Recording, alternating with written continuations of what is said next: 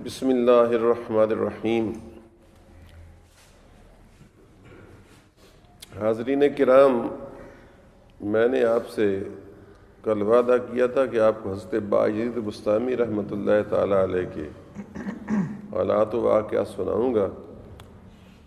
البتہ یہ بھی میں نے پروگرام بنایا کہ اب ان کو ذرا مختصر کرتا ہوں، کیونکہ یہ کافی سارے ہیں بزرگ، اور اس طرح تو یہ 6 مہینے سال شاید گزر جائے، اور میرا ارادہ تھا کہ میں آپ کو بدل بدل کر کوئی موضوعات پیش کروں۔ خاص طور پر کئی دنوں سے میرے دل میں یہ چل رہی ہے کہ اگر 5-6 بچے صرف نہ پڑھے ہوئے میں مہیا کر لیتا، اور یہ ناممکن نہیں تھا، اس نے بھی بس صرف نہ پڑھ رکھی ہے، اس نے بھی پڑھ رکھی ہے، اور 2-3-4 اور طالب علم بھی انہوں نے پڑھ رکھی ہے، تو یہ 5-6 بندے درس قرآن کریم سننے لگتے تو یہ عالم ہو جاتے ہیں۔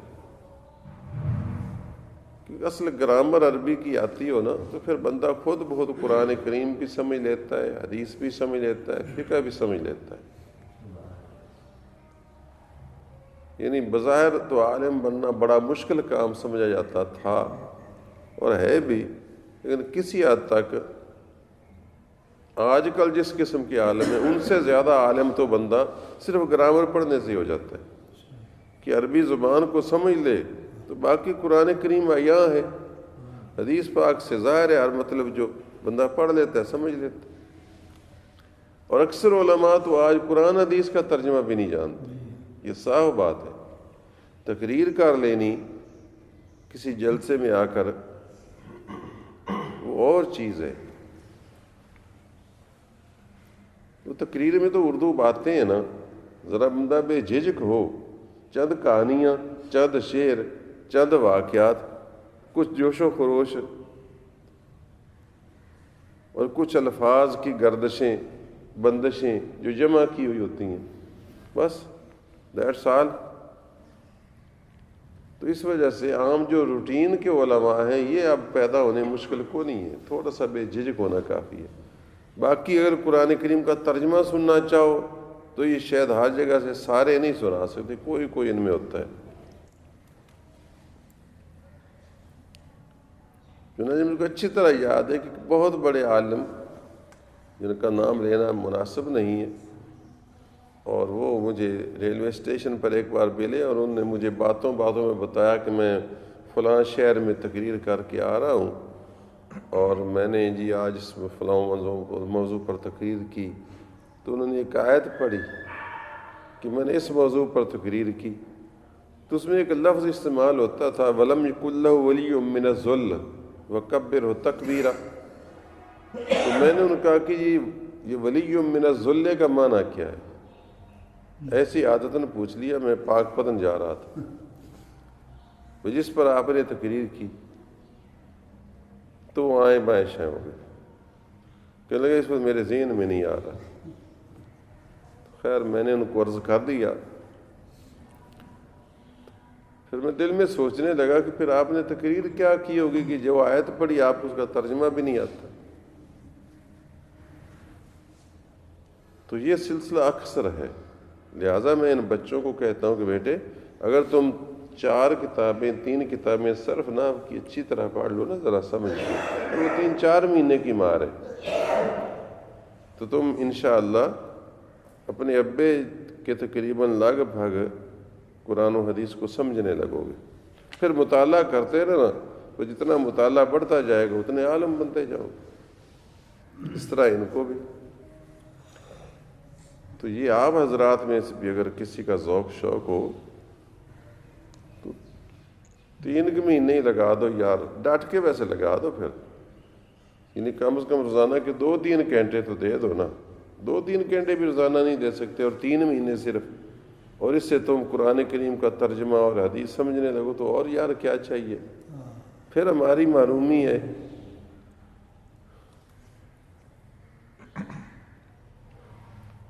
تین مہینے تو ہم کیوں جی کھیرے لگانے میں ویسٹ کر دیتے۔ کوئی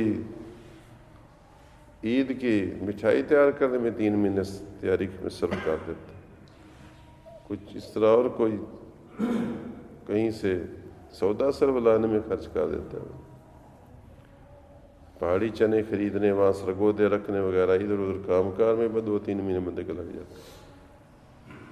تو اس سے آپ اندازہ فرما سکتے ہیں کہ دین کی طرف سے ہماری کتنی بے رغبتی ہے۔ خیر یہ تمہید میں بات کچھ بڑھ گئی۔ بات یہ تھی کہ باجزید بسطامی رحمۃ اللہ تعالی علیہ ان بڑے بڑے اکابر علماء میں سے ہیں جن کی روحانیت کا شہرہ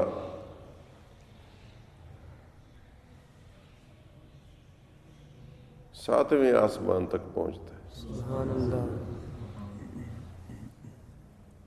جنید بغدادی رحمۃ اللہ تعالی علیہ کا ایک قول ہے، آپ خود غوث پاک کے پیروں میں سے ہیں، آپ فرماتے ہیں کہ باجزید بسطامی کی حیثیت اولیاء اللہ میں اس طرح جس طرح فرشتوں میں جبریل کی۔ سبحان اللہ۔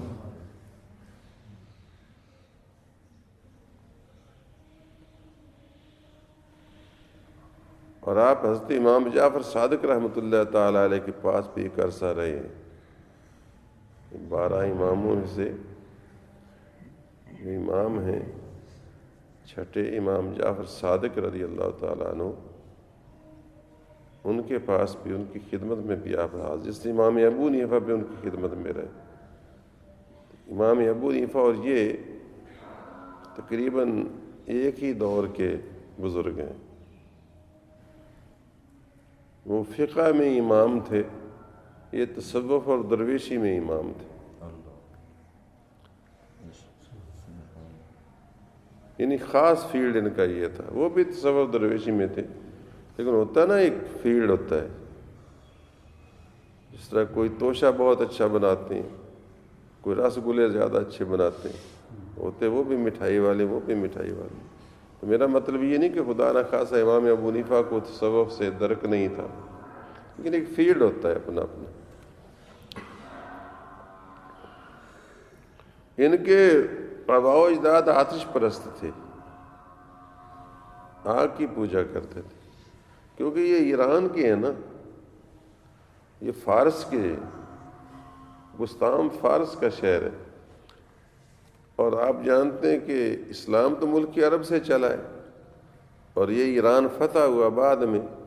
تو جب ایران فتح ہوا تو ایران میں آتش پرست لوگ تھے، آگ کی پوجا کرنے والے مشرک لوگ تھے، اس لیے مکے والے ان کی فیور بھی کرتے تھے کہ یہ بھی مشرک ہمارے، ہم بھی مشرک ہیں، ہم مشرک بھائی ہیں۔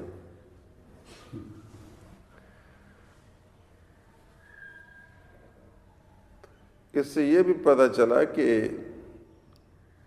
اگر خدا نہ خواستہ کسی کے آباء و اجداد میں کوئی گمراہ لوگ ہوں تو اس سے اولاد کے اوپر کوئی برا اثر نہیں پڑتا، اگر اللہ تعالیٰ ان کو توبہ کی توفیق دے اور اللہ کی راہ پر آ جائیں تو اس سے ان کے ساتھ حقارت نہیں کی جا سکتی۔ خود امام ابو حنیفہ رحمۃ اللہ تعالیٰ علیہ بھی، ان کے آباء و اجداد بھی مجوسی تھے، آباء و اجداد اوپر وہ بھی مجوسی تھے، مجوسی بھی وہی ہوتے ہیں، آتش پرست۔ تو مطلب ہے جو ایران میں لوگ ہوئے وہ زیادہ تر بعد میں ہی مسلمان ہوئے، صحابہ کرام کے یہاں تشریف لانے سے، سمجھائی؟ اور ہم بھی کوئی بزرگ کو نہیں ہے اس حوالے سے کہ ہمارے آباء و اجداد بھی غیر مسلم تھے۔ اس کے بتانے میں ایک مقصد ہے، ابھی آ جاتا ہے۔ ہمارے آباء و اجداد بھی کسی کا 10ویں پشت پر، کسی کا 40ویں پشت پر، کسی کا آگے، کسی کا پیچھے، تو ہمارے آباء و اجداد بھی غیر مسلم تھے۔ یہ وٹو حضرات کسی وٹو رام نام کے بندے کی اولاد ہوں گے؟ کیوں جی؟ کوئی وٹو رام قسم کا ہی ہوگا، یا وٹو سنگھ ہوگا، یا کوئی ہوگا نا اسی طرح کوئی۔ اور ہمارا جو کوئی چھچر تھا تو وہ چھچر بھی کوئی مسلمان ہوا ہوگا، اس سے پہلے کہتے ہیں کوئی جگدیو رائے تھا، تو ظاہر ہے کوئی راجپوت ہوگا، ہندو ہی ہوگا۔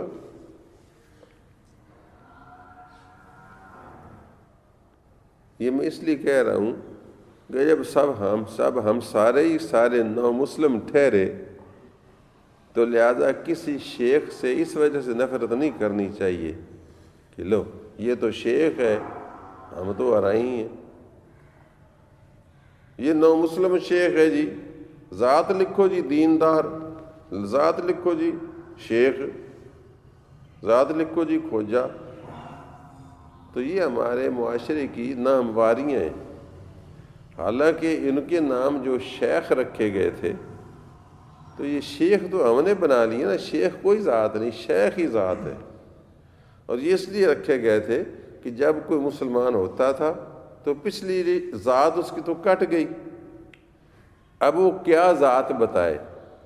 تو جو لوگ اس کو مسلمان کرتے تھے وہ بزرگ، وہ کہتے تھے یار اب یہ شیخ ہے، بزرگ ہے، اس کی ذات ہی بزرگ ہے، کیونکہ اللہ تعالیٰ اس کو دین کی دولت دے دی.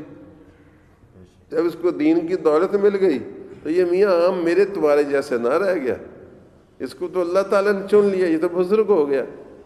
اس وجہ سے اس کا نام شیخ رکھ دیتے. تو پھر شیخ آہستہ آہستہ آہستہ آہستہ بدل کر پھر شیخ ہوتا گیا. زبر کی زیر تو بانی جاتی ہے نا تھوڑی بہت، یہاں زیر و زبر ہی تو ہو رہا ہے، دنیا میں ہے ہی زیر و زبر. اچھا، اور اسی طرح یہ دوسرا جو کھوجا ہے، اب میں آپ کو کیا بتاؤں، یہ کھوجا بھی کوئی برا لفظ نہیں ہے. یا جو مسلمان ہوتا تھا تو اس کو کہتے تھے خواجہ، اس کو خواجہ کہتے تھے کہ یہ میاں بے دینی چھوڑ کر دین پر آ گیا، کفر چھوڑ کر ایمان پر آ گیا، شرک چھوڑ کر توحید پر آ گیا، اب ماشاءاللہ یہ ہمارا خواجہ ہے. خواجہ یعنی آقا. خواجہ فارسی کا لفظ ہے، خواجہ کے معنی آقا، مالک. خواجہ محمد اکبر نہیں کہتے ہو، خواجہ غریب نواز نہیں کہتے ہو، تو وہ یہ خواجہ ہی بدل کر کھوجا کر دیا گیا نا. عام جب تھرڈ کلاس قسم کے جائے لوگوں میں آیا تو خواجہ جو تھا آہستہ آہستہ کھوجا ہو گیا. پہلے کھوجا ہوا، پھر کھوجا کھیگ بن گئی. یہ سمجھنی چاہیے یہ باتیں. مجھے اچھی طرح یاد ہے منڈی میں ابھی تک وہ ہمارے ایک شیخ صاحب کو خواجہ سے خواجہ کہتے تھے، یاد ہے آپ؟ خواجہ کہتے تھے. شیخ غلام محی الدین کے وہ رشتہ دار جو تھے ان کو خواجہ کہتے تھے. آپ تو بعد میں پیدا ہوئے نا. منڈی میں ایک شیخ صاحب تھے، وہ تڑوائی تھے، کام کرتے تھے. اور یہ ہمارے طفیل جو تھا نا، جو لنگڑاگس کا، وہ کیا بنتا ہوگا، خالو یا کچھ طرح کوئی رشتہ دار تھا. دیکھا ہوا؟ ہاں بالکل، ماشاء اللہ. تو وہ خواجہ کہلاتے تھے. تو وہ شیخ ہی تھے نا، خواجہ کہلاتے تھے. میرے کئی دوست ہیں، خواجہ عبداللہ، یہ عید پر مجھے ان کا ٹیلی فون آیا نا جی، ملتان سے. وہ کروڑ پتی ہیں اور وہ خواجہ محمد عبداللہ ان کو کہتے ہیں، الحاج خواجہ محمد عبداللہ. تو وہ شیخ ان کی چمڑے کے کاروبار ہے. تو چمڑے کا کاروبار کھوجوں کا ہی ہوتا ہے ہماری اصطلاح میں، یعنی خواجوں کا ہی ہوتا ہے، نو مسلموں کا. تو سارا بیان کرنے کا مقصد کیا ہوا کہ یہ ذاتوں سے جو نفرتوں کا ہمارا سلسلہ چلا ہوا ہے نا، یہ غیر اسلامی بات ہے. کسی ذات سے نفرت نہیں کرنی چاہیے، بلکہ اس کے کردار اگر برا ہو تو اس سے نفرت کرنی چاہیے. اللہ تعالیٰ فرماتا ہے یا ایھا الناس انا خلقناکم من ذکر و انثی، اے لوگو ہم نے تم کو ایک مرد اور عورت سے پیدا کیا. وجعلناکم شعوبا وقبائل، اور ہم نے تم کو شاخیں اور قبیلے بنا دیا. لتعارفوا، تاکہ تم ایک دوسرے سے پہچان حاصل کر سکو. مطلب کیا ہے کہ جب کہا جائے کہ بھی فلانا غلام نبی کون سا، تو کہتے جی غلام نبی جو ہے نا مار، اس کی بات ہو رہی ہے، یا غلام نبی جناب مستری کی بات ہو رہی ہے، یا غلام نبی کپڑے والے کی بات ہو رہی ہے. تو وہ ایک پہچان کا ایک ذریعہ ہوتا ہے. باقی رہا یہ کوئی اس ذات کی وجہ کوئی بزرگی، فرمایا نہیں، ان اکرمکم عند اللہ اتقاکم، بے شک تم میں سے زیادہ عزت والا وہ ہے اللہ کے نزدیک جو سب سے زیادہ پرہیزگار ہے. تو یہ ہمارا دین اسلام ہے. یہ آپ کے بچے جو میرے پاس پڑھتے ہیں نا، یہ سارے بچے یہ بڑے خوش نصیب ہیں، لیکن یہ بے سمجھ ہیں۔ ان کو روزانہ میں اس طرح کی ایسی اتنی اچھی اچھی باتیں ان کو میں انجیکٹ کر دیتا ہوں، کسی زمانے میں جب یہ بڑے ہوں گے تو یہ پھل پھول اگر لے آئے نا تو آپ حیران ہوں گے کہ اتنے سکالر ہیں، اب بھی اگر کبھی گھر جا کر یہ بات کوئی کرتے ہو لیکن شاید ڈرتے ہو، ان کو بڑی اچھی اچھی باتیں میں سناتا ہوں اور بڑے دلچسپ انداز میں سناتا ہوں اس لیول پر ہو کر۔ پچھلے دن میں کہہ رہا تھا کہ بیٹا تم کو پتہ تم سارے رشتہ دار ہو، تو سوچنے میں لگ گئے کہ ہم کیسے رشتہ دار ہیں۔ میں نے کہا تم سارے رشتہ دار ہو، تو ایک کہنے لگا نہیں مسلمان برائے، میں نہیں، مسلمان بھائی بھی ہو، تم خون کے بھی رشتہ دار ہو۔ تو ان کو سمجھ نہیں آ رہی تھی۔ میں نے کہا تم خون کے بھی رشتہ دار ہو، تاکہ تم موچی اور ارائی سب خون کے رشتہ دار ہو۔ کوئی نہیں آئے گا۔ میں نے کہا تم بتاؤ کہ تمہارا سب سے پہلا دادا کون تھا؟ تو پھر ایک دو بولے کہ جی آدم علیہ السلام۔ میں نے کہا ماں حوا۔ میں نے کہا پھر تم سارے کے سارے، چاہے پٹھان ہو، چاہے نائی ہو، چاہے رائی ہو، چاہے موچی ہو، تم سارے آدم اور حوا کی اولاد ہو، اور ایک ماں باپ کی اولاد جو ہوتے ہیں وہ رشتہ دار نہیں ہوتے خون کے۔ تو پھر ان کو سمجھ آئی کہ بات تو ٹھیک ہے۔ تو میں نے ہم سب خونی رشتہ دار ہیں، اس کے باوجود ہم آپس میں اونچ نیچ، تکبر، غرور اور بڑے بڑے ہم نے اپنے اپنے حد بندیاں قائم کر رکھی ہیں۔ تو یہ ساری کی ساری چیزیں ہمارے لیے زیبا نہیں۔ پھر اس پر آگے بھی میں نے ان کو بہت کچھ سمجھایا تھا، اب وہ میرا مقصد نہیں اس وقت، وہ لیکچر دینا مقصود نہیں۔ اس طرح بچیوں کو بھی میں سمجھاتا ہوں بہت سی اچھی اچھی باتیں، اور یہ ان کا نصیب ہے یا میرا نصیب ہے؟ میرا نصیب ہے کہ مجھے کوئی سننے والا نہیں ملتا، ان کا نصیب ہے کہ ان کو اتنا اچھا سنانے والا بغیر تنخواہ کے، بغیر ٹیوشن کے مفت ملا ہوا ہے۔ بہرحال جو اللہ جس کے نصیب میں کرے گا وہ لے جائے گا، نہیں تو ہمارا تو ریکارڈ جمع ہو ہی رہا ہے۔ تو باجید بستامی رحمۃ اللہ تعالیٰ علیہ کی آباء و اجداد بھی آتش پرست تھے، اور ان کے باپ البتہ بڑے نیک اور بزرگ تھے، بستام کے شیوخ میں سے تھے۔ اور یہ جو تھے بایزید، ان کا نام بھی انہوں نے بایزید رکھا، ابو یزید گویا بایزید، ابا یزید۔ اس سے بھی ایک مسئلہ سمجھ آیا، اور صرف یہ ایک ہی نہیں ہے، پہلی اور دوسری صدی کے بہت سارے لوگ ایسے جن کا نام یزید ہے۔ اس سے بھی کیا پتہ چلا؟ اس سے بھی وہ مقصد میرا پورا ہوتا ہے جو میں آپ کو کسی طریقے سے محرم میں یا کسی آگے پیچھے میں بڑی احتیاط کے ساتھ بتاتا ہوں، کیونکہ آج کل تم سارے 303 کی گولی بنے ہوئے ہو۔ شیعوں کے اثرات سے نا تم آدھے سے زیادہ شیعہ تم خود ہو چکے ہو، اس وجہ سے تمہیں بات سمجھانے میں بڑی دقت پیش آتی ہے۔ تو اس میں نے یہ بتانا مقصود تھا اس وقت کہ جب پہلی دوسری صدی کے دور میں بہت سارے لوگوں کا نام یزید ہے، تو اس سے یہ پتہ چل گیا کہ یزید اتنا بدبخت اور لعنتی نہیں سمجھا جاتا تھا جتنا اب سمجھا جاتا ہے۔ اب تو کوئی نام رکھ کے دکھا یزید، اس کا مطلب کیا ہوا کہ یہ پراپے گنڈا دن بدن بعد میں بڑھتا گیا، بڑھتا گیا، حتیٰ کہ آج کل اگر کوئی کیسر نام رکھ دے تو رکھ دے، جس نے نبی پاک صلی اللہ علیہ وسلم کے خط کی توہین کی۔ آج اگر کوئی پرویز نام رکھ دے تو رکھ دے، جس نے رسول اللہ کے خط کو پھاڑ ڈالا تھا۔ سمجھا گئی؟ لیکن کسی کی ہمت یہ نہیں ہے کہ وہ یزید نام رکھ دے۔ کیوں؟ کہ یزید کے اوپر اس کی سیاسی غلطی سے یا اس کی جو بھی تھی، اس کی وجہ سے اتنا اس کے اوپر کیچڑ اور گند پھینکا جا چکا ہے 1400 سال میں کہ اب اس کی شخصیت مسخ ہو کر رہ گئی ہے۔ مجھے اس سے ہمدردی کوئی نہیں اس سے کہ ضرور اس کی مسخ نہیں ہونی چاہیے تھی، لیکن مقصد یہ ہے کہ وہ ٹھیک ہے، اس کا حضرت کے ساتھ اختلاف پیدا ہوا اور وہ نہیں ہونا چاہیے تھا، اس کو ادب کرنا چاہیے تھا شہزادہ رسول کا، اور وہ ڈرا کر لینا چاہیے تھا اپنا نام۔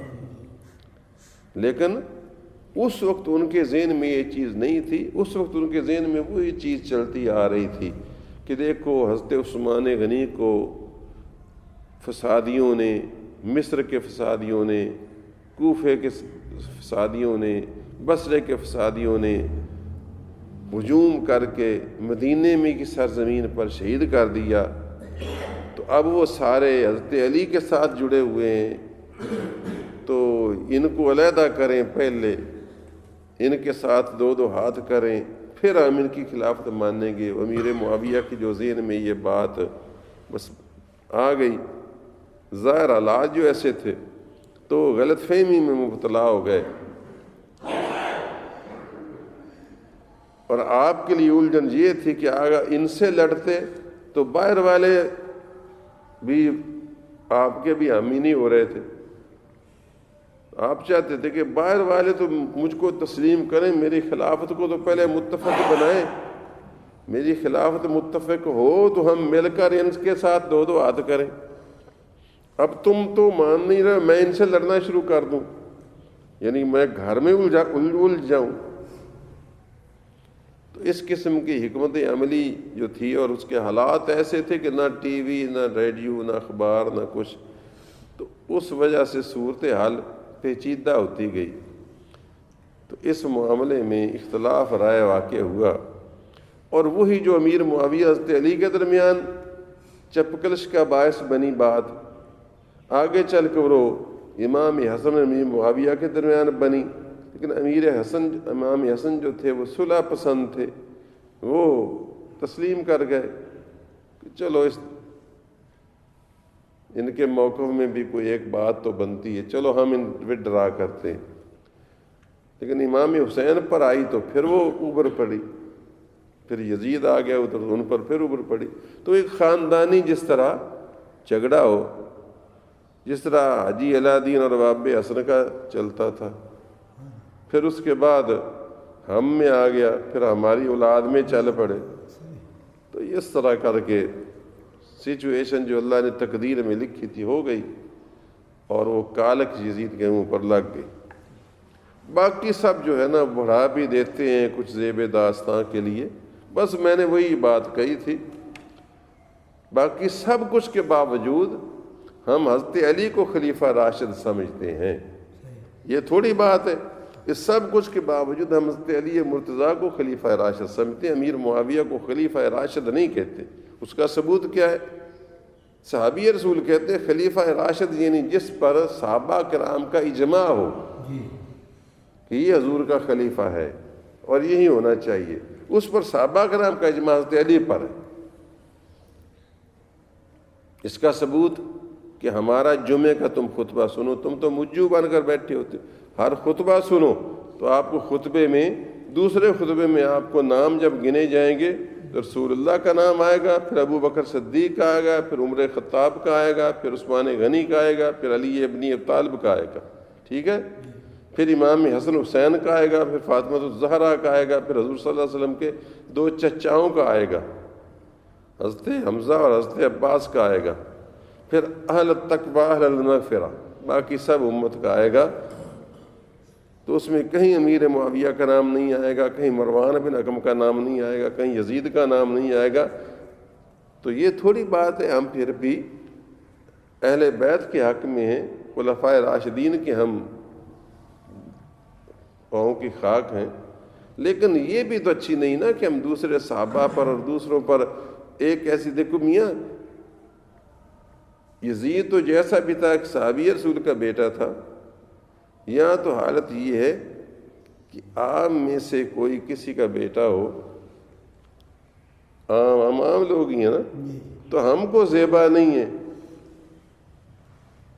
کہ ہم ارشاد پر یا یعقوب پر یا ولی محمد پر تان کرنے لگیں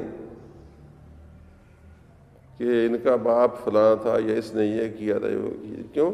جب تک ثبوت نہ ہو تو کسی عام مسلمان پر بھی تہمت لگانی جائز نہیں کہ میں کہنے لگوں جی فلانا جی شراب پیتا، حالانکہ کوئی ثبوت ہی نہ ہو۔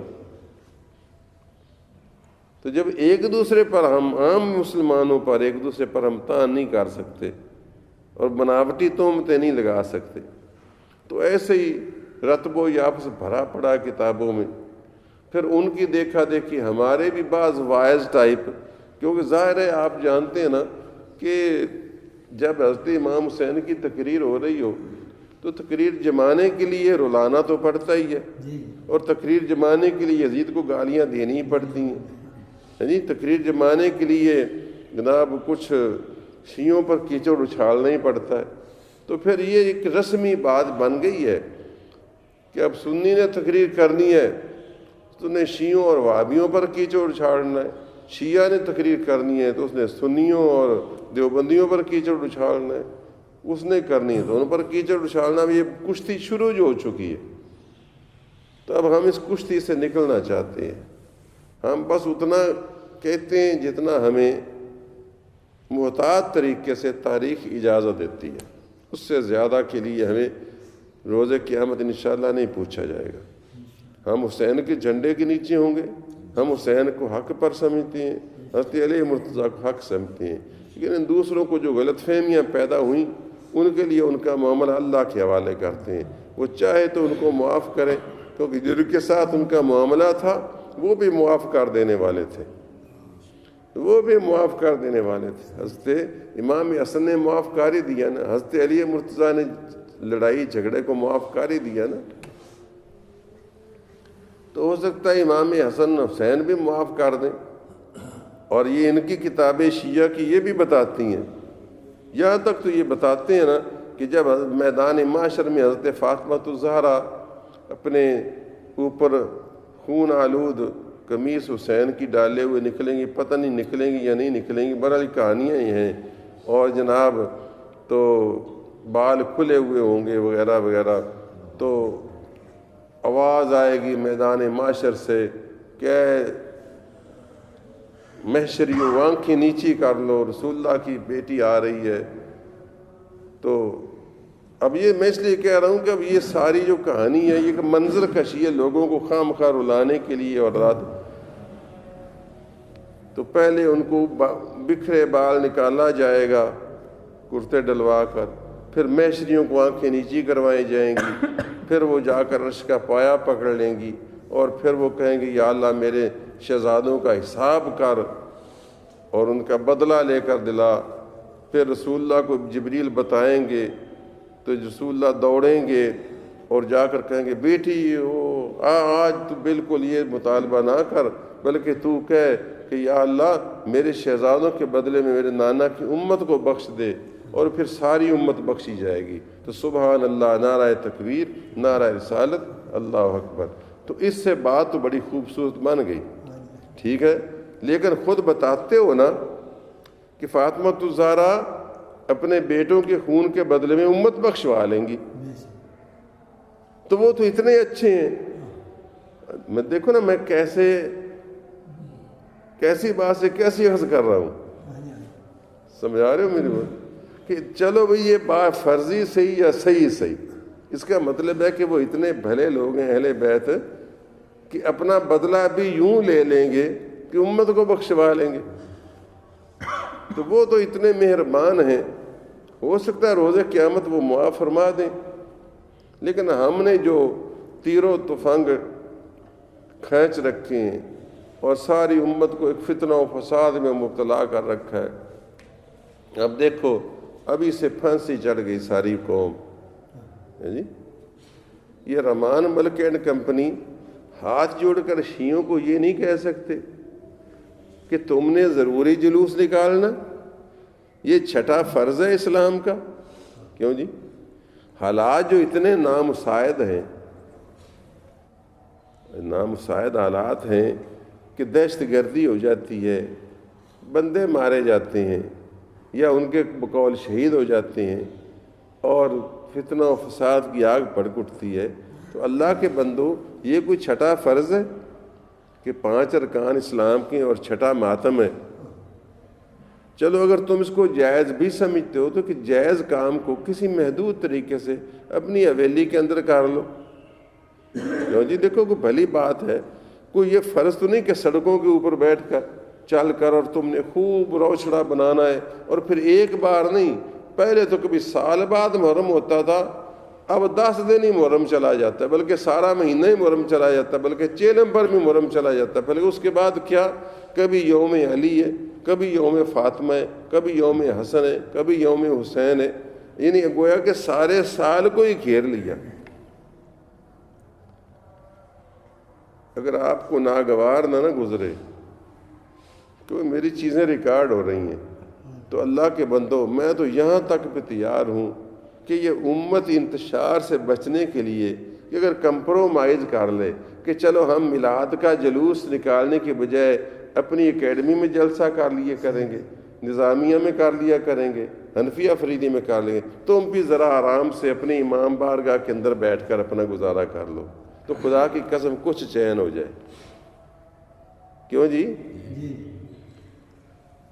نہ محرم کا جلوس فرض عین ہے اور نہ میلاد کا جلوس ہی فرض عین ہے، یہ تو ہے، یہ خوشی کا اظہار ہے، یہ تو جائز ہی جائز ہے، اور وہ ماتم تو چونکہ شریعت میں حرام ہے اس وجہ سے حرام بھی ہے۔ لیکن اگر کوئی چلو ہم کہیں ہم پیٹتے نہیں، ویسے یا حسین کرتے جاتے ہیں، تو چلو پھر ہم شاید جائز کہہ بھی دیں، لیکن پھر بھی وہ فرض نہیں ہے، نہ سنت ہے، نہ واجب ہے۔ تو کیا ایسے غیر ضروری کاموں میں امت کو الجھا کر ہم لوگوں نے سارے ملک کو فتنہ و فساد کی جگہ بنا دیا ہے؟ تو فی نفس ہی میں یہ نہیں کہتا کہ میلاد منع ہے، لیکن یہ کہ اگر کوئی خدا کے بندوں اگر اس طریقے سے بھی صلح صفائی ہو کر یہ ملک میں امن و امان قائم ہو سکتا ہو تو کار لینے میں کوئی حرج نہیں ہے۔ رسول اللہ صلی اللہ علیہ وسلم ناراض نہیں ہوں گے کہ تم نے جلوس کی بجائے جلسہ کیوں کر لیا، کہ ہوں گے ناراض؟ نہیں ہوں گے انشاءاللہ۔ لیکن ہے کوئی، اس طوطی کی آواز نکار خانے میں کون سنتا ہے؟ بلکہ اگر میری بات یہ باہر پہنچ جائے تو شیعہ بولے نہ بولے، پہلے تو سنی میرے پیچھے پڑ جائیں گے، وہ کہیں گے اس کا جلوس چونکہ ناکام ہو رہا ہے، اس لیے یہ دوسروں کے جلوس بھی بند کرو۔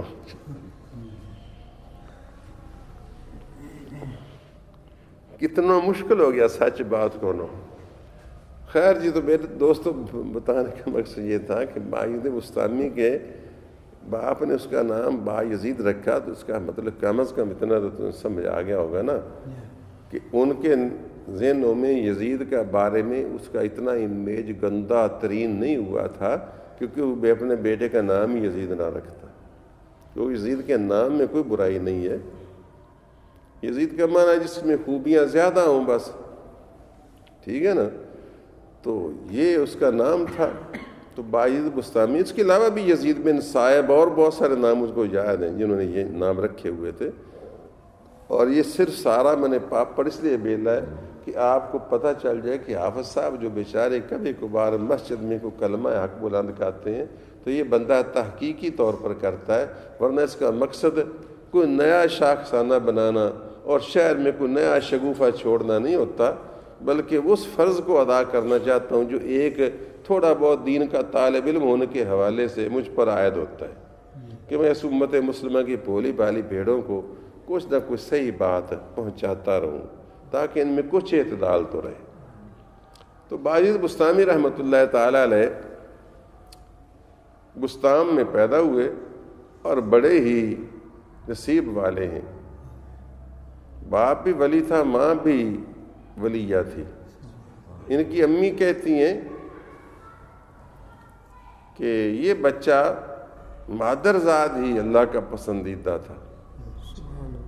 کچھ اولیاء اللہ ایسے ہوئے ہیں، میں نے آپ کو پہلے بتایا نا، کچھ ایسے بھی ہوئے ہیں جو دنیا میں غلط طرف گئے، پھر اللہ تعالیٰ نے ان کو موڑ کر اپنی طرف بلا لیا، اور کچھ ایسے بھی ہیں جو مادرزاد ولی ہوتے ہیں، جس طرح حضور غوث پاک ہیں۔ باعث بستامی رحمۃ اللہ علیہ کی ماں بھی کہتی ہیں کہ میرے بیٹا اتنا خوش قسمت تھا، اور اللہ تعالیٰ نے اس کو یہ روحانیت بخشی تھی کہ میرے پیٹ میں تھا نا، تو اگر کوئی میں مشتبہ کھانا کھا بیٹھتی، مشتبہ حرام نہیں ہوتا، مشتبہ وہ ہوتا ہے جس کے اندر شبہ ہو کہ شاید یہ کھانا مجھ کو کھانا جائز تھا یا ناجائز تھا. تو اگر مشتبہ کھانا بھی کھا میں بیٹھتی نا تو مجھ کو قے ہو جاتی تھی، وہ میرے پیٹ میں رہتا نہیں تھا. تو اللہ تعالیٰ نے اس بچے کی یوں حفاظت فرمائی کہ اس کے جسم میں بھی کوئی غلط کھانے کے اثرات نہ جائیں. خود آپ کا بھی ایک قول ہے، کہیں ذکر ہے، آپ فرماتے ہیں کہ اللہ تعالیٰ کے جو خاص بندے ہیں، ایک تو سب سے پہلے تو اللہ تعالیٰ ان میں موروثی اور پیدائشی اور فطری صلاحیت پیدا کرتا ہے اپنی دوستی کی،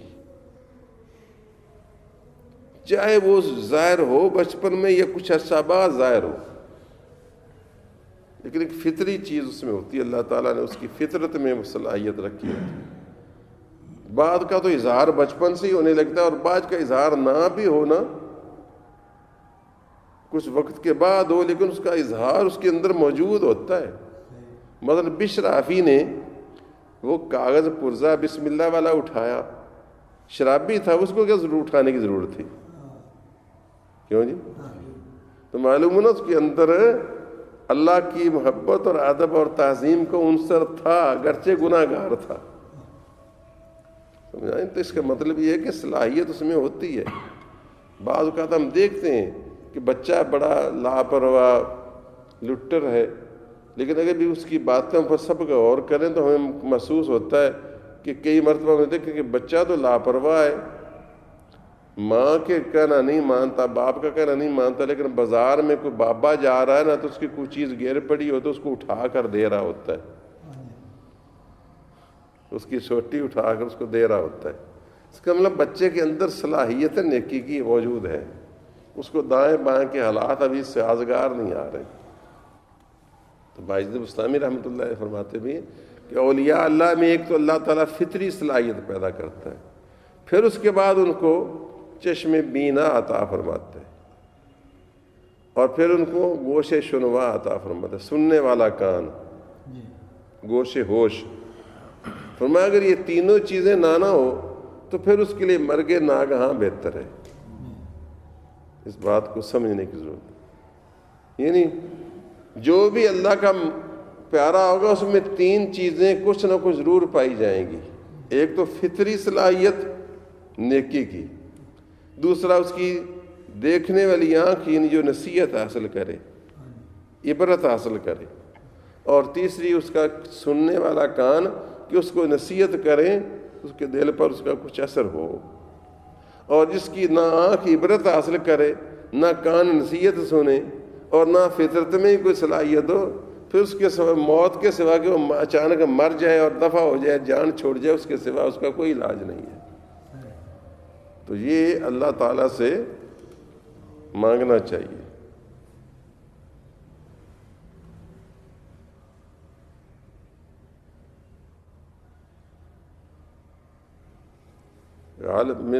اقبال کا غالباً شعر ہے، چشم بینا بھی تو خدا سے طلب، عقل کا نور دل کا نور نہیں. اس طرح کر کے چشم بینا یعنی دیکھنے والی آنکھ، نصیحت پڑھنے والی آنکھ. تو آپ بچپن میں ہی صاحب صلاحیت تھے. بچپن میں باپ فوت ہو گیا، بات ختم کرتا ہوں، اور ان کی امی نے ان کو مسجد میں ڈال دیا قرآن کریم پڑھنے کے لیے. قرآن کریم پڑھا، سورہ لقمان پر سبق تھا، اور یہ آیت پڑھی، انشکر لی ولوالدیک، شکر کر اپنا اور ماں باپ کا. تو اس آیت کو پڑھ کر سمجھ کر استاد سے گھر میں آئے اور امی سے کہنے لگے، امی میں نے ایک آیت پڑھی ہے جس میں اللہ تعالیٰ فرماتا ہے کہ اپنا میرا بھی شکر کر اور ماں باپ کا بھی شکر ادا کر. تو امی دو ہستیوں کا بیک وقت شکر بندہ کیسے کر سکتا ہے؟ تو بڑا مشکل کام ہے. تو کیا تم یوں نہیں کر سکتی کہ یا تو مجھے اللہ سے مانگ لو کہ میں تیری خدمت بس کیا کروں، یا مجھے اللہ کو دے دو کہ میں اس کا شکر ادا کیا کروں. کہ میں 2 وقت برابر بیک وقت دونوں کا شکر ادا کروں. مثلا ظاہر اب نماز پڑھ رہا ہوں تو اچانک آپ کو ضرورت پڑ سکتی ہے، یا آپ کی خدمت میں مصروف ہوں، ادھر نماز کا وقت ہو جائے. میں مثال سے خود سمجھا رہا ہوں، یہ مثال نہیں دی، میں آپ کو سمجھا رہا ہوں کیونکہ ماشاء اللہ آپ بہت زیادہ قابل لوگ ہوتے ہیں نا، اس وجہ سے مجھے ضرورت پڑتی سمجھانے کی. کہ مطلب ہے کہ 2 ہستیوں کا بیک وقت برابر شکر ادا کرنا یہ تو بڑا مشکل کام ہے.